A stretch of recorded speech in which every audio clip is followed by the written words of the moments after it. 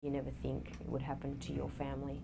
Even though you're speaking the words and telling your family what's going on, the words are coming out of your mouth, but definitely has not sunk into your mind. Our life was just like everybody else's. Go to work and the kids go to school. Your children get sick and you just think it's something that can be fixed quite easily. They took us into a room by ourselves, and that was when we knew something was really not right. Declan was diagnosed with high-risk neuroblastoma just before his 4th birthday, one of the most aggressive, difficult ones to treat, and he had all the standard treatments that we use for this disease: intensive chemotherapy, radiation therapy, bone marrow transplant, immunotherapy, maintenance therapy, surgery, and still, despite all that intensive treatment, his tumour was still growing. You get told right from day one by your consultant that you only really get one shot at a cure, and that is the initial treatment.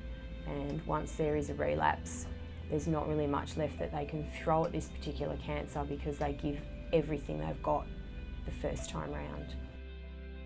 It was about 15 months all up from diagnosis till end of treatment. Spent a lot of that time in hospital, and if he wasn't in hospital, he was generally very unwell at home. They said we'll scan again in 6 weeks, which was the longest 6 weeks of our lives. We had Christmas in amongst all of that, so trying to keep Christmas normal while in the back of our minds thinking this may be the last one.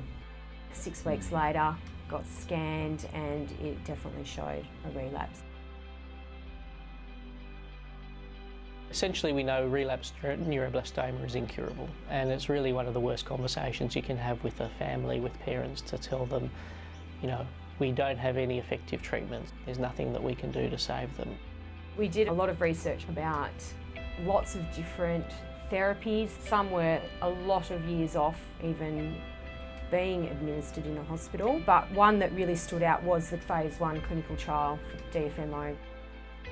The idea of using DFMO for treating children with advanced, relapsed or unresponsive neuroblastoma came to us from the actual biology of the disease.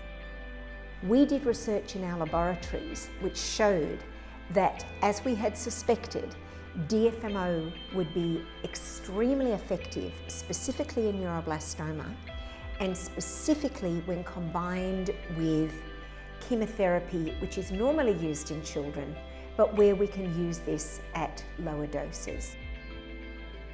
We were completely blown away, really, when we got his first lot of scans back, which showed that it looks like the tumour had stopped growing, but even more so when the second lot came back that showed that the tumour was literally melting away.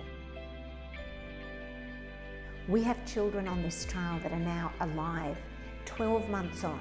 Declan is one of these children who've been given 12 additional months or more of high quality life as a result of being on this DFMO clinical trial.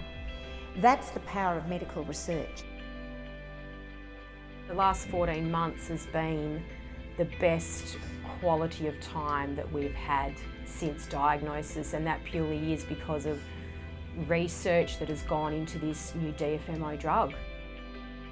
We're 14 months down the trial and he's finishing treatment this week for the DFMO trial, so just hope maybe something else might pop up.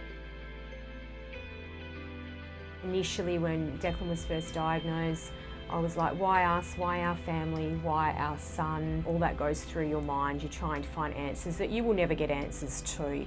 And I used to find myself being quite envious of other families, watching them play in the park and they've got, you know, beautiful, healthy children. But then one day, it kind of dawned on me that, you know, I wouldn't swap my family for anybody. Because it's our family. It's hard sometimes, but you know, every day is a new day, and every day he's good, we're good, so we'll just go with that. We have to have more good conversations and less of the terrible ones, that we don't just accept, you know, that a tumour has relapsed, that we keep fighting with the parents for that child and for the children who come after them. And that's why, you know, the only way we can do that is by doing more research, learning more about these tumours, discovering new pathways, discovering new drugs, and then making sure we take those treatments and try and help these kids who desperately need it. Everything starts with research. If you don't have research, you have no movement forward in medicine, you have no other options for children that are seriously ill. Research is what gives all families hope.